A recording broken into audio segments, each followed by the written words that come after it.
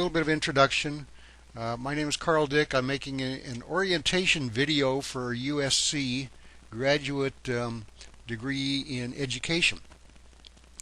And my guest today is Aaliyah. She's also a participant in the class. Hello. And hopefully I didn't just kill the whole system.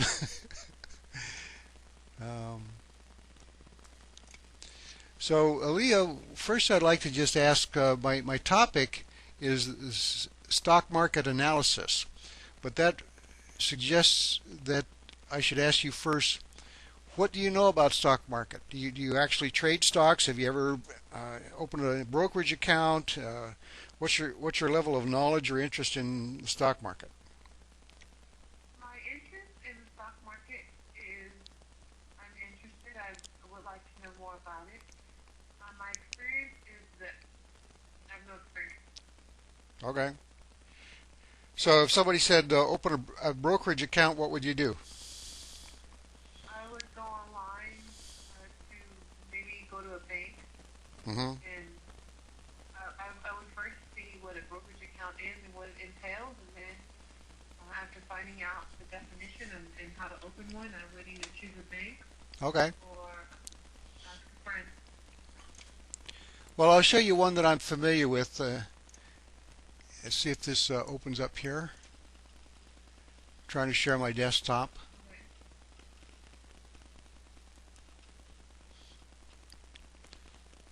And tell me if you're able to see a different window now that shows a kind of a green and white stock brokerage account. Ameritrade, yes. Okay. I use a lot. I use TD Ameritrade a lot.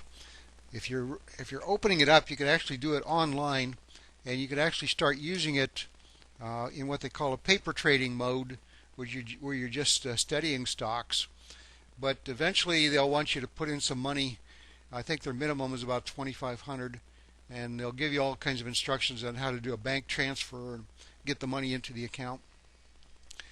The main reason I particularly like TD Ameritrade, I've used several of them, but they have pretty good research reports.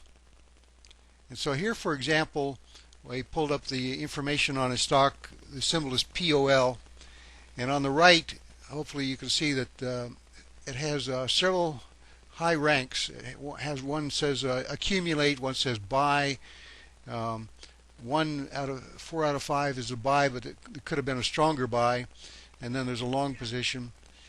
So these research reports are valuable. That if you do a little bit of homework on a stock before you buy, there's a good chance you can pick out some stocks that have a reasonably chance of good stability and likely prosperity. There are some other kinds of information on this screen. I like the little chart. You can see the general trend of the chart is towards it's generally up. That's always handy. I don't know if can you see my cursor when I highlight something or when I move my cursor? Can you see that? Good. So market cap, that tells you the size of the company. There are some companies that are over 100 billion, but anything over about 1 billion, in this case 1.2 billion, is. For my orientation video, my topic was stock market analysis. Now this is something I'm pretty familiar with because I've been doing it since I was a teenager. But of course with the internet and new resources, it's changed a lot. To teach this to somebody else in a short period of time is not really possible. If they have some background, I could take them from wherever they already know and add a little more information to that.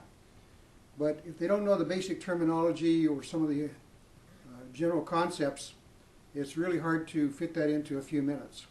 This particular video actually went 17 minutes, but I clipped it to fit the requirements. If I were to do it again, the main thing I need to do is break it into little pieces and set it up to start about where the person's,